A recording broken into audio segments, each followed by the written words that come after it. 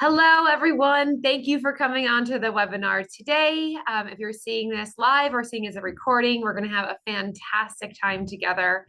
So really, really excited to bring to light a lot of information about gut health. We have our expert here, Desiree Nielsen. We're so excited to interview her today on behalf of BioK. So it's a really exciting time in getting into gut health. And Desiree is a registered dietitian in Vancouver, Canada, with over 15 years experience in plant-based nutrition and chronic digestive health conditions such as IBS, Crohn's disease, and she is the author of 3 Canadian best-selling cookbooks, including Good For You Gut, as well as the host of the evidence-based wellness podcast, All Sorts podcast. So welcome, welcome, welcome. We're so excited to have you. And I am Kelly Springer. I'm a registered dietitian here in the US, also working with BioK. I'm personally taking BioK. And so we're going to dive in and say welcome to you, Desiree. Thank you so much. I am so, as we were talking before, I love talking about this. I love getting super nerdy about all things like microbiome, probiotics, and the gut. So I'm really excited to have this conversation with you. Cannot wait. So tell us a little bit first, because we just were talking before we started the webinar today. How did you find out about BioK? Yeah, and it's so interesting because it's been a long time now, back before we were all over the apps. My very first job as a dietitian was at this local chain of health food stores that were kind of like a Whole Foods, but like family owned and local to where I live. And like my first 6 months on the job, I got so tired of saying, I don't know anything about probiotics. I don't know anything about probiotics, that I went down to the supplement shelf and I pulled everything off the shelf and just went to my lap. I was like, is there any research on any of these things that we sell? And that's how I found back in like 2008. That's how I found BioK Plus. And safe to say, I've been a fan ever since. I love that story. We were talking to, I got into digestive health because my daughter, who's now 18, heading to London to college for law, which is crazy. But when she was 5 years old, she was diagnosed with SIBO, small intestine bacterial overgrowth. And at that time, no one had the answers on what this was. How do we work with it? So I got to work with incredible Dr. Sudaraj out of Syracuse University to teach me all about the gut biome. And since then, I've just been loving learning. So let me ask you our first question. How does the gut microbiome influence how we feel? Yeah, it seems absolutely incredible that like these tiny microscopic organisms living in your gut of all things could really have any impact on like anything other than how you're pooping. And it's interesting because I think as the awareness of the microbiome grows and people get really excited about it, there can be a tendency to be like, the microbiome is everything, which I also remember early in my career learning about vitamin D and seeing all the research come out. And I was like, vitamin D is the most important vitamin in the entire world. So, as we get into this, because there's going to be some cool things that we talk about, it's important to note that, the microbiome is one piece that now we know more about. But of course, the way that we eat, the way we move our body, how we sleep, the stress, all of those, you can think of them as pillars. And with the microbiome, we're just adding this other pillar to our awareness of overall health. So, a couple of things to know about the gut. I mean, right off the top, the way that we learn about it in, school as dietitians, it is this machine that harnesses the nutrients and the food that we eat. Without it, game over. So, it's really important that our gut works properly simply to harness nutrition from the foods that we eat. But it is so much more than that.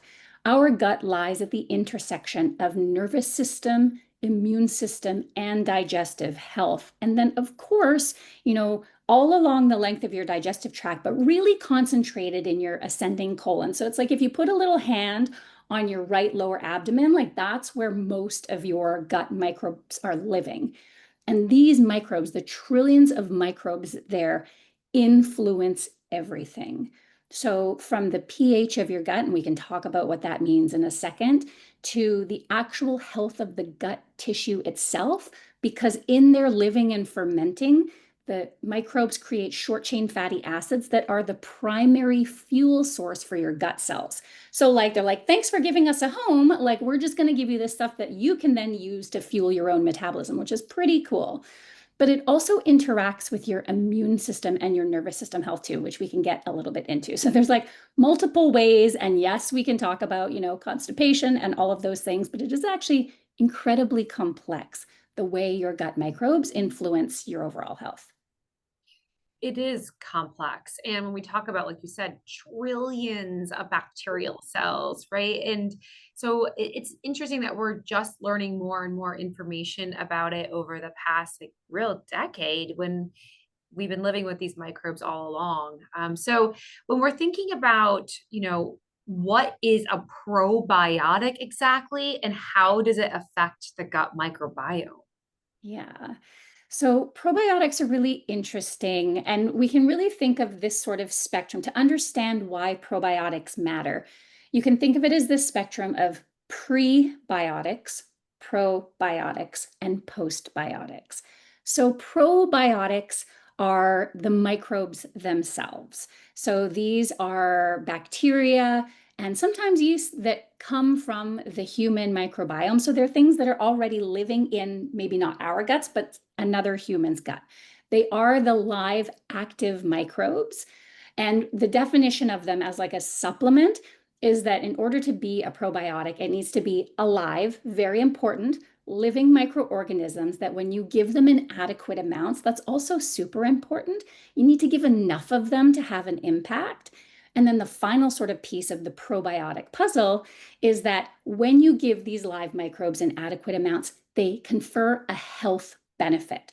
So, like, just like not all bacteria make us sick, not all live bacteria are actually probiotics until we have the research to tell us what they do in the human body, whether it's like help with diarrhea or constipation or IBS or, like maybe even with inflammation.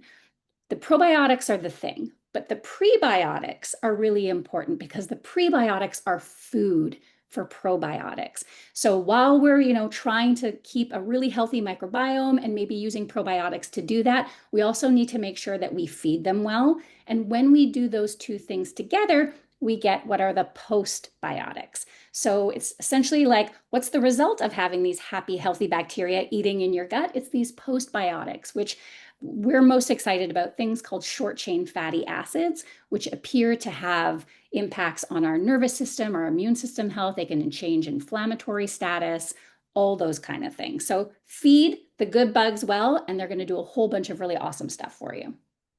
I love that. That you really truly nailed down the best way to explain it, and that was perfect.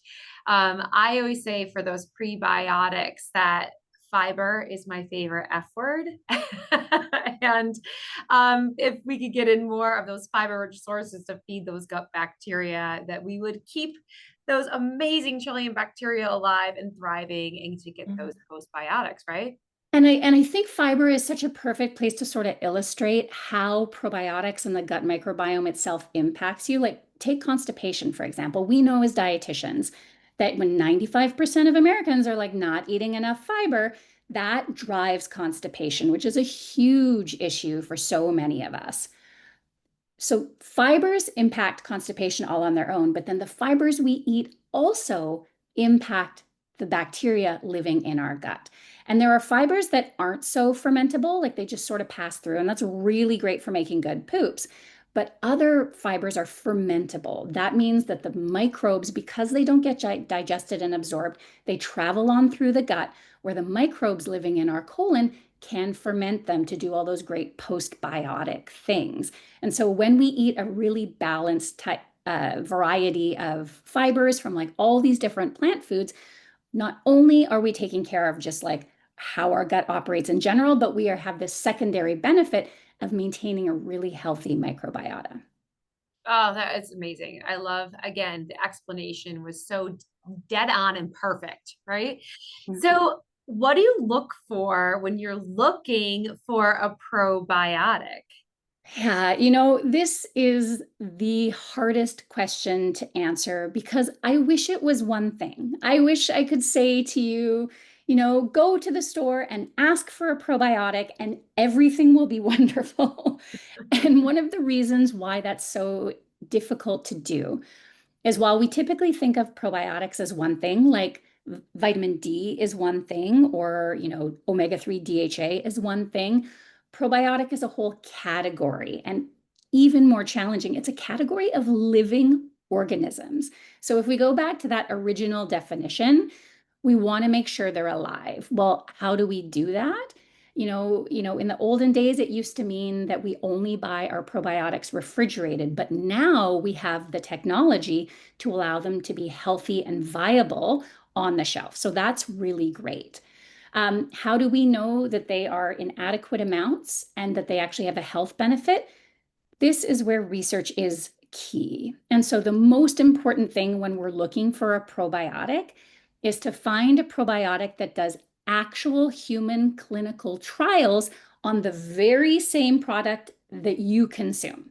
Because one of the things that we find in evidence-based probiotics is that they will use a strain that might have a dozen, 2 dozen, even 100 clinical studies on its use. But then they will take that probiotic and maybe if it was effective at 20 billion, they're like, oh, that's expensive. I'm only going to put 5 billion in my product instead. And just because more is better, I'm going to put like probiotic X and probiotic Y and probiotic Z in it too. And they never actually research that final formula. And so we don't know how that formula works because these are living organisms we're talking about. Do they play well together? Do they actually really hate each other? Does one beat out all the others? So it's really important before we go and grab a probiotic that we actually get on our computers and do a little bit of research. And if that sounds intimidating, which I feel like as a health professional is like we understand the research, but we don't have a ton of time to look up all the research for everything. One of my favorite hacks, which works for health professionals, but also works for anyone listening to this too, is something called the US Probiotic Guide. And it's just usprobioticguide.com. And it's this amazing resource. If not the most beautifully designed, it is very functional, where you can look at all the probiotics on the shelves in the United States and see if they have scientific research and for what. So if you say to yourself, okay, so what's this BioK Plus do?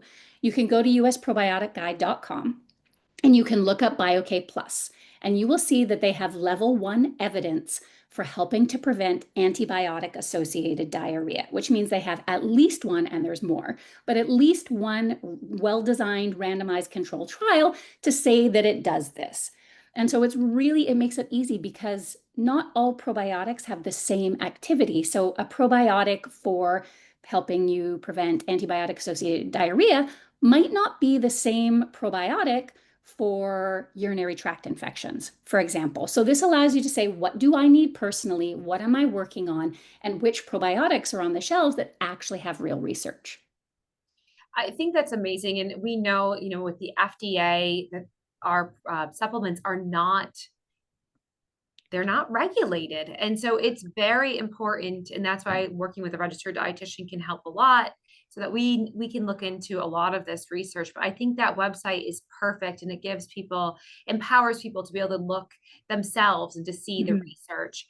So if you could talk a little bit about BioK, and I know that they have done so much research for so many years, and dive into a little bit about the strains that they utilize and how they found it, because I know the story behind it. But if you can share with our listeners, that would be fantastic. Yeah, so BioK is really unique. And I think that's one of the things as a registered dietitian, I would never use, nor would I ever recommend a product to someone else that didn't have a really solid evidence base behind it. And BioK Plus really impressed me because at this point, I mean, I've been working with them a long time, so it was less than this, but now in 2025, there's over 25 years of clinical research supporting the product. So we know that it does what it says that it does. But how did we actually find these probiotics? Because it's been around for so long. Like probiotics were not much of a thing when BioK Plus got started. But even more so in the 70s, the strains were discovered. And the strains were discovered because there was a microbiologist studying a neonatal intensive care unit where there were many, many babies getting sick, and one baby not getting sick. You're like, what is it about this baby and this baby's microbiome, AKA poop, that might have helped it resist this infection going around? And what they found were these strains. So they were isolated from a human back in the 70s and studied for almost 2 decades before BioK Plus came into existence. So before they even made a product, there was 2 decades of research to understand, like, what are these bacteria? How do they operate in the human body? Like, what is the impact of them? And there are 3 specific bacteria that you won't find anywhere else but BioK Plus. They have very, very long names, so bear with me. The first is a lactic-acei bacillus casei called LBC80R. You can think of the LBC80R as like the name, like Desiree Nielsen, like human being, Desiree Nielsen. So the LBC80R is like saying Desiree Nielsen. Then there's a lactic-acei bacillus rhamnosus called CLR2 and a lactobacillus acidophilus called CL1285. And you notice there's a lot of lacto there. Yep. That lacto means these are lactic acid bacteria. That's what they produce. There are bacteria that produce more gases, like hydrogen gases. Everybody toots. That's where those gases come from. But these are lactic acid producing, which is a short chain fatty acid. So these 3 strains have been researched for 25 years. And the best part is that they're always researched together. So they're not researched separately. We understand that there's a sort of almost synergy between the 3. Like, they all have slightly different roles, and together they're stronger. And the other thing that I really love about BioK is that they're also researched at the very same dosages that the company sells. So again, we know that BioK Plus, its clinical dosage is 50 to 100 billion. 100 billion in practice, I rarely recommend, but 50 billion is its live active dose. And so you can go to the store and buy a 50 billion. You can also buy, a daily care, which is 25 billion. So if you're like, well, I don't have IBS, I don't have anything I'm actively working on, I just want that probiotic support, you can absolutely use a lower dose, but the clinical strength dose is actually what's available on store shelves. Which is amazing.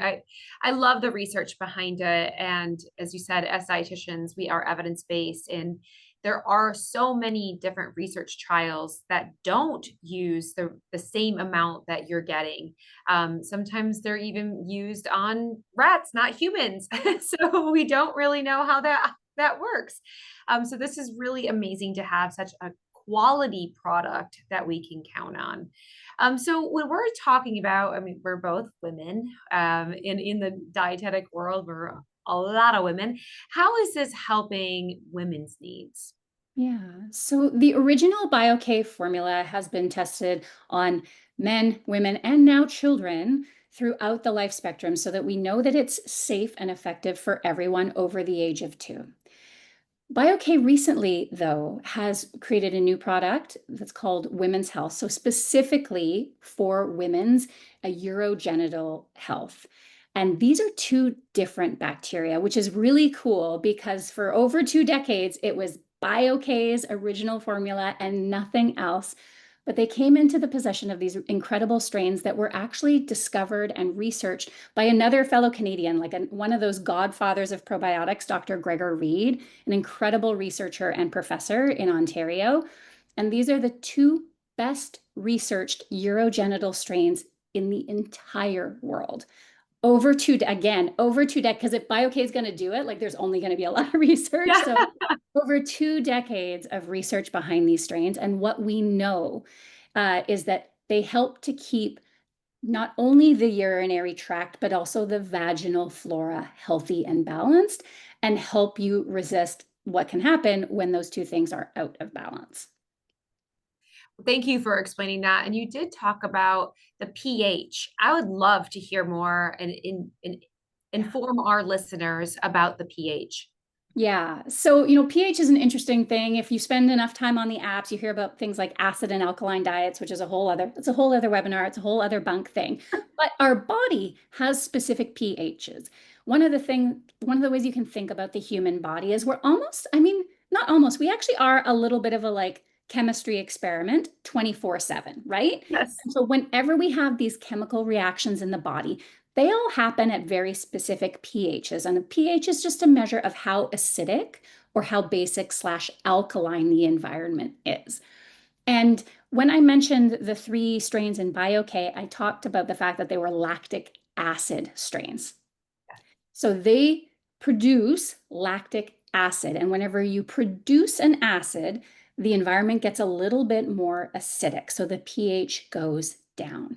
And there's a whole bunch of reasons why that's super cool. The first thing, like a basic thing that no one would ever think about with probiotics, we know that in the colon, when the pH goes down slightly, it actually helps you to absorb more minerals that require a more acidic pH for absorption.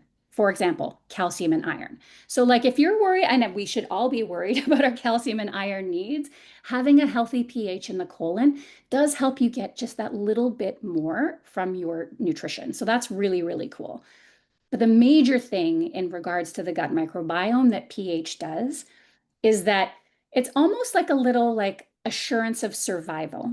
So these microbes, these lactic acid producing microbes, like a slightly more acidic environment. When they produce the acids, they create the pH that they're happy and healthy at. And so by producing these, short chain fatty acids, the healthy microbes that produce short chain fatty acids are happier there, they're stronger, the microbes that are not happy there are the ones that are typically more pro-inflammatory and have more of a negative impact, not just on your gut, but also like in anywhere there's moisture and heat, your urinary tract, your vaginal canal. Having a slightly more acidic pH really helps you resist colonization and overgrowth of the bacteria and the microbes we don't want. So when we have these like lovely lactic acid bacteria, they're acidifying things which help us form one more method of resistance towards the bad bacteria we don't want hanging around.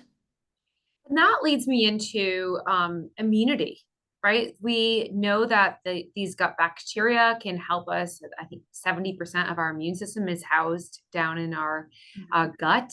Can you explain a little bit more about that? Because I think you're leading into that conversation. Would love to talk about our immune system. Yeah, it is probably the most mind-boggling piece of all of this because when you think immune system, you think, oh, well, your nose or maybe your lungs, because when you get sick, your lungs are impacted. No one's going to think about the deepest, darkest recesses of their colon. Like it's just not going to happen. But it's the giveaway there. Like 70% of your immune activity is centered in and along your gut. Why is that? You really have to have like a fundamental shift in how you think about your gut. Because most of us would think about it, the moms who are like, close your mouth at the table, I can see inside. Like we think about it as inside our body. But in reality, that from the entrance on through the exit of your gut, it is continuous with the outside world. So to your body, to your liver, to your heart, to your bloodstream, your gut is actually the outside world. Just like your skin, the gut becomes a really important barrier between you and the outside world. The difference with your skin, although it does absorb some things, one of the most important jobs of your gut is to be porous enough to let all of that nutrition in. So it's quite thin, it's quite fragile.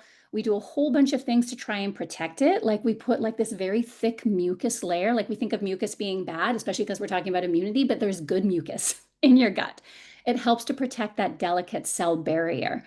And then the bacteria in our gut is constantly interacting with all of those immune cells there that are just there doing their job, making sure the outside of the gut stays outside and like no weird stuff happens. And so the kind of bacteria we have in our gut not only influences the integrity of our gut barrier, which is really important for keeping like a calm, measured immune response, but also it's interacting back and forth because the immune system is designed to kill, like seek out and kill germs. And you've got trillions of germs living in your gut. So how the heck does that work? It works because they're always talking. Like your good gut bacteria are literally like waving, right? They're like waving, being like, hey, no problem here. We're the good guys. You don't need to worry about us. And so we see that all of that's wonderful in theory, but we see that there are significant microbiome challenges in folks with immune alterations in general. But specifically, because we're all going back to school, cold and flu season is coming. Our beautiful little children are germ factories. You would probably never expect that probiotics can also be supportive of things like garden variety and cold and flu, because like that's happening up here and that's happening down there.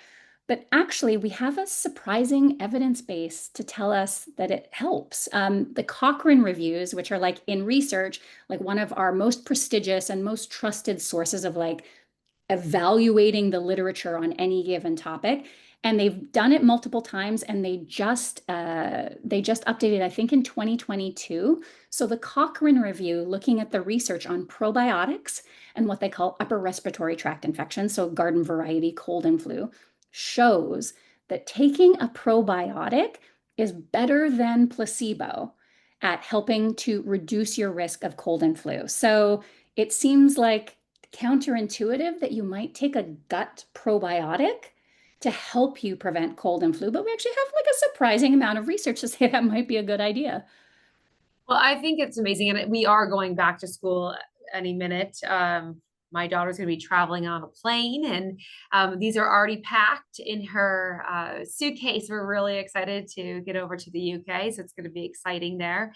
And talk a little bit about the BioK for children, because I think that this is something new and parents learning about probiotics for their children. So talk a little bit about that. Yeah, I actually have it with me, and you guys are so lucky in the US because you got this first. We're kind of like waiting for it. And so it's really different because if you used to a probiotic, you've seen the BioK in like liquids and you've seen the BioK capsules. This is a little sachet. And so it makes it so, so simple to just like pop it into their food or drink, whatever they're consuming.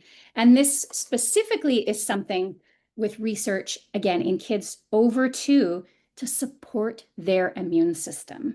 So unlike other probiotics where the focus might be like a digestive issue like IBS, the BioKids is specifically about helping to implement and support and reinforce a healthy immune system for our kids. So it's such a like easy thing to add into their diet. And it's just a little, along with washing your hands, along with like, eating your vitamin Yeah. C rich foods and all that good stuff. It's just another little support to help them be more resistant. That's amazing. Thank you for explaining that. And I love that we do have this new product. It's really exciting. And I know we're going to be able to educate the other dietitians at our big fancy show in October down in Nashville. I can't wait to meet you in person down there. So it's very exciting and cool, like I said, to see all of this research coming out. So I know you talked about being able to absorb the minerals and iron and calcium and getting into the pH levels. Are there any other vitamins and minerals that are created through our gut bacteria? Yeah. So fermentate, like in addition to being a super microbiome nerd, I'm also a bit of a fermentation nerd. And fermentation is really incredible. And all fermentation is microbes eating. It can seem like a big, long, confusing word, but like fermentation is microbes eating. So feed the probiotics munch them up, and they do this postbiotic thing, which is a result of their fermentation.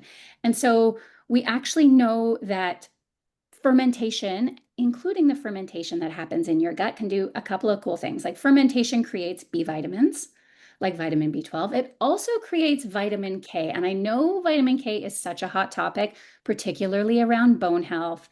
And people are saying, oh, we need vitamin K1, K2.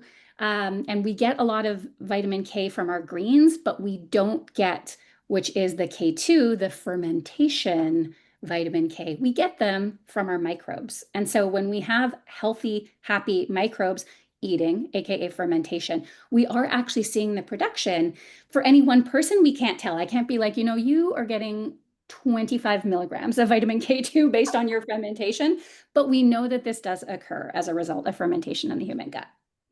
I don't think a lot of lay people understand that we truly are making vitamins and minerals from our fermentation process. So when we eat, those gut bacteria are breaking down these foods even more to produce those. So it's just, again, like you said, it's a chemistry experiment every single time that we're eating, how it all kind of comes together. Another dietitian told me once, she goes, all I do is look at a plate and see chemicals, and it's not bad chemicals. I know in the US right now, we're all about banning chemicals. So thinking about food in the way of how this works in a science experiment, not necessarily in a bad way. Yeah. So, The vitamin C in your red pepper is a chemical, you know? And so I think it's important to sort of like demystify these right. words too, because there's all these chemicals in our body that are meant to be there and all these incredible chemicals in our food that give us health. And it's true that, the microbes are doing all sorts of really wacky and interesting stuff in there. A great example being, because there's also a lot of talk about the gut-brain connection. There's a lot of misinformation and overselling what that is on the apps for sure. But our microbes are producing neurotransmitters. So we all, like the most famous one being serotonin. Some microbes can produce serotonin all themselves. Other microbes can influence our nervous system's production of serotonin, which is really, really cool because we talked about how important the immune system is in the gut, but the gut is also heavily innervated. Like it has a lot of nerve cells. It actually has more nerve cells than your spinal cord. We call it the enteric nervous system. And it does a lot of very, very important to the gut things. Like as soon as we chew and swallow our food, chew your food well, by the way, gut health dietitian always has to get that in. But as soon as we swallow, we give up conscious control of everything that happens. And our gut is a muscle. This rhythmic wave is what's responsible to move food down, hopefully not too quick, not too slow, but that movement is called peristalsis, and that's governed by the nervous system. And the serotonin in our gut, and I love to sort of myth bust this because people will be like, mental health, serotonin, 95% of the serotonin is produced in our gut. Therefore, the two go together. And they're like, yes, but no, because the serotonin produced in our gut doesn't cross the gut-brain barrier, but that doesn't mean it doesn't influence our nervous system. And a really important thing for like anyone with IBS in the crowd is that particularly in diarrhea predominant IBS, too much serotonin in our gut can hasten that really sort of like rapid, urgent bowel. And so knowing that the right microbes can help influence the appropriate production of serotonin in the gut is one more reason why probiotics might be the right probiotic, might be also of use in IBS-D. And that's where, for people that don't know IBS, so irritable bowel syndrome, and back when I first started in nutrition in 2001, we would say like, well, it's a diagnosis of, we don't know what's wrong with you. So you have something going on. And I think now we can say in a lot of cases there really is help for IBS. And just like you're saying, that if we can get the right microbiome and the right gut bacteria and the right probiotics and the right fiber sources, we really can have an impact and really help people's lives. Yeah, and it's for me too, when we were talking before that like I right out of the gate as a dietitian, I worked in a health food store, and the thing that I was talking about the most with people in the aisles every single day was gut health. And I felt so overwhelmed and so unprepared by my degree. Again, in 2008, like gut health was like not a household word. And so talking about IBS, I'm like, what is it? We don't know. Is it the microbiome? Like, is it a food intolerance? Like, we don't know. We have so much knowledge now. And for any one person, it's still we don't exactly know what's going on, but we have, again, these pillars or these tools in our toolkit. Like we know FODMAPs, for example, those fermentable. So again, that word ferment, that was fermentable carbohydrates that an intolerance can hasten people's symptoms in IBS. Like that's one thing, that gut-brain connection. So the nervous system and stress and the way things move too fast or too slow is another pillar of IBS, but the microbiome is absolutely a pillar in IBS, particularly post-infectious. So like the person who goes down to Mexico and gets hit, or you just get hit with food poisoning in your own home. It's barbecue season, like the mayo has been out on the picnic table for 8 hours. Don't do it. But those kind of incidents can end up for some people in IBS. And so we know there's a really strong microbiome component too. And that's where a probiotic, one specifically with evidence for IBS, can be super, super helpful as one of the pillars as you're getting all of the things in order. Something, and you just brought to mind antibiotic use. Yes. So this is a big this is a big Yeah. one, and hence of kind of like how we got my daughter, and we were going back in the timeline of what happened to her, and she was on antibiotic for an ear infection. Ice cream came into her life. She went on a cruise with my brother, and I think they lived on ice cream for an entire week. Hence, like everything kind of got a little messed up. So Yeah. explain how BioK Plus can truly help if you're having to take an antibiotic, how Mm. that can affect the micro gut biome, and explain that a little bit. Yeah. So, this is one where there is so much confusion and misunderstanding, not just in the public, but also in the research and also with health professionals.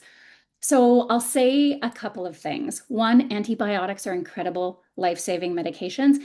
If you need one, you need to take it, and you need Yeah. to take it fully as directed. Like don't stop early, because what you're doing is not killing all the microbes, and the ones that survive are the ones that are a little bit resistant to that antibiotic in the first place, and that's a huge issue. But we also have to have a lot of respect for how these broad spectrum antibiotics work, and that they are indiscriminate. They're a bull in a china shop. They kill the bad guys by attempting to kill everything in their presence. And so what happens when we take a broad spectrum antibiotic is we wipe out the bad guys, but also a lot of the good guys. And when we do that, the good guys are what help us resist the bad guys. That's what helps keep our gut functioning properly and resisting harmful microbes and improving our immune system. So when we create this vacuum of good guys, like they're just not enough of them to keep the peace, that's when what we call opportunistic pathogens. If you get the opportunity, you cause the disease. Things like E. coli, which lots of us have E. coli sitting in our gut, and it's totally fine because our gut microbiome is healthy. They just hang out in the corners and they don't cause too much trouble because they know they won't get a chance. But when we take a broad spectrum antibiotic, they get the chance. And a lot of folks after antibiotics get diarrhea. They get loose poops called antibiotic associated diarrhea. Super, super common side effect that can even lead to things like IBS, or down the road, like you mentioned, with your daughter and her SIBO, her small intestinal bacterial overgrowth. We also have research to suggest that kids who get a ton of antibiotics are at more risk for multiple things later on in life, but things like eczema, things like the inflammatory bowel diseases, Crohn's and ulcerative colitis. So we know we have to have a lot of respect for how they work, but also how can we improve the microbiome after. And this is where something like BioK Plus comes in, because again, not all probiotics will be effective against those opportunistic bad guys in the same way. And one of the first things that was discovered about how BioK Plus works is that it appears to be really good at killing off things like E. coli, which is a very frequent flyer in the baddie department, as well as C. diff, which is one of those like sort of antibiotic resistant superbugs that can be really, really nasty for folks. And so there is actually human clinical data to show that when you take BioK in a very specific way, it helps decrease the risk of AAD by 65% and the risk of this C. diff, like this awful superbug diarrhea, by 95%. It is astounding to see how it works. The key is, and this is what people get messed up all the time, don't wait till after the antibiotics are done. Prime thing, when your doctor hands you a prescription for an antibiotic, you want to go to the pharmacy, you want to pick it up, and on the same day, you want to pick up your BioK Plus. And it's also very counterintuitive. You're like, well, aren't the antibiotics going to kill it? You can think of them as like we're sacrificing them a little bit to keep the peace until the antibiotics are done and your own normal bacteria can bounce back. So you take BioK, you just want to separate it. If you take your antibiotic at 7 a.m., you wait till 9 a.m. to take your BioK. You take it every day that you're taking antibiotics, plus 5 days after as a little buffer. And that's exactly the protocol that was done in the research to produce those great results. I'm really glad we dove into that because Yeah. I think that that is going to help prevent a lot of different gut dysbiosis in the future. And I don't think a lot of people know that they should be taking a probiotic and Yeah. specifically a BioK Plus and those strains being tested. So I'm so grateful that we just touched on that. Is there anything else you want to discuss? I mean, we could go, the two of us could I go know. on and on and on. Hours. I know. Hours. We love this. What else do you want to bring up and teach people today? Yeah. So a couple of things. The first is, and I touched on it before, which is constipation. A little bit out of left field, I know, but constipation is such an issue and that it's so normalized. I would say to anyone watching this, if you're not having like a good poop every day, like we're going to go there. If you're not having like a good solid poop every day, you might want to see a dietitian. And first, like let's check the fiber issue. But microbes can be an underlying cause. And we see this in our practice all the time where I will have someone come in, they're like, I'm doing the chia seeds and like I eat all the kale and all the lentils. Why am I so constipated? And it can be a microbiome issue. Dr. Mark Pimentel out of Cedars-Sinai in LA, he's been such a pioneer in doing this work. And he's shown that a type of microbe called a methanogen is linked to chronic constipation. So it's just like methane gas. We've heard about it being in the atmosphere. It's also in our guts, hopefully in very small amounts, but when it's in larger amounts, you mentioned the small intestinal bacterial overgrowth. We have this new term called intestinal methanogen overgrowth because they're actually not bacteria. They're archaea. They're like sort of like bacteria, but not quite. They're a totally different thing. And so when we have these methane bacteria, it can actually cause a lot of constipation that's hard to fix with diet. So if you've done all the diet things with your dietitian, that's when it might be time to go back to your doctor and be like, is this a microbe issue? And there are potentially probiotics that can be supportive of that as well to help shift that microbiome too. So yeah, definitely think if there's anything happening in the poop department, diarrhea, 100% always microbiome, but also constipation too. So yeah, any sort of like garden variety gut health, if it's bothering you on a daily basis, really be curious about it. Go see your dietitian, see what needs to shift in your diet, but also seriously consider a probiotic because it might be a microbiome issue too. I'm really glad you touched on that because it is affecting. I think the latest statistic in the US is 70% of Americans are dealing with a digestive disorder. Yeah. 70%. Well, when 95% of us aren't hitting our fiber targets, like we are so into protein, and I I absolutely, as a know. woman in her 40s, I hear it. I have taken the advice and I feel a little better. But far more critical is the fact that we're not consuming fiber, not just for our microbiome, but the health of our gut itself, colorectal cancer, all of those things. And also, when we're bloated and constipated, we just feel awful. Like, no one's like, I'm going to go and have the best day ever when you haven't had a poop in 4 days. No, and we really can help to prevent that. And I'm really glad you've touched on that too. Is there anything else that you want to discuss today? Because I mean, we have really gone through mental health. We've talked about women's health. We've talked about constipation, GI health. And I think hopefully for our listeners that are on this webinar or listening to the recording, that you see how tied that microbiome is to all of these different things and how BioK Plus can truly help with a lot of these issues. Yeah, I think that's the most important take home message is that, this is a new pillar alongside our eating, alongside our movement, alongside our sleep and our stress. the microbiome is a pillar that we don't want to ignore. And if everything is feeling amazing, great. Maybe we want a probiotic to help us with prevention during cold and flu season. But if anything is off, the microbiome and, potentially a probiotic like BioK Plus should absolutely be like one of the first things on our list in terms of trying. I love it. So where can we go to find you? Because I'd love to promote you as well. You're an incredible dietitian. Thank you. Yeah. So I am online with lots of very high fiber recipes at DesireeRD.com. So RD like registered dietitian. And then I'm on Instagram at Desiree Nielsen RD, and then TikTok, Desiree Nielsen Nutrition. I love it. And you can go to BioK, look up BioK, go on Instagram, also go on the website. You can find it at your local grocery store. You can find it at a health food store. We're so excited in the US to have it all over the place. Yeah. And you can find out more information if you go there too. And I'm at kellyschoice.org here in the US. And I cannot, like I said, wait to meet you in person. And I hope that all of our listeners gain some information today. And I appreciate you taking the time to be with us, Desiree. And thank you to BioK for putting this webinar on today. So thanks, everybody. Have a fantastic day.